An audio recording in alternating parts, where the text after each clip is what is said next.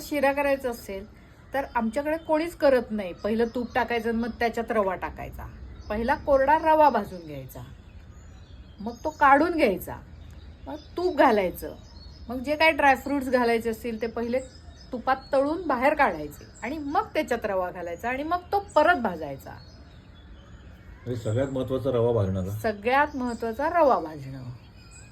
आणि जेवढा रवा तेवढीच साखर. आणि हल्ली साखरचं कमी बिमी चालत नाही, ती मजा येत नाही. गोड पदार्थ गोडच झाला पाहिजे. मग तो तुम्ही काय करा, एवढा खा, पण तो गोड म्हणजे गोडच पाहिजे.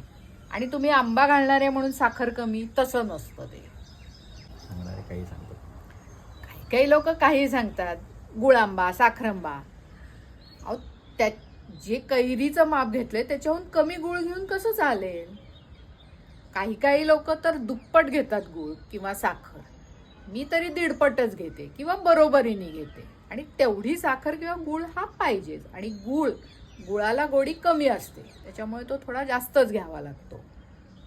नाही तर तुम्ही करूच नका ना गुळ आंबा, साखर आंबा हे पदार्थ. आंबटच खायचे असतील तर त्याची मजा काय आहे? आंबट आणि गोड असा पदार्थ लागला पाहिजे तो.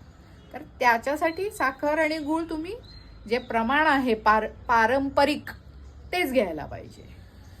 चला बाई, मी जाऊ का? येतो. जा.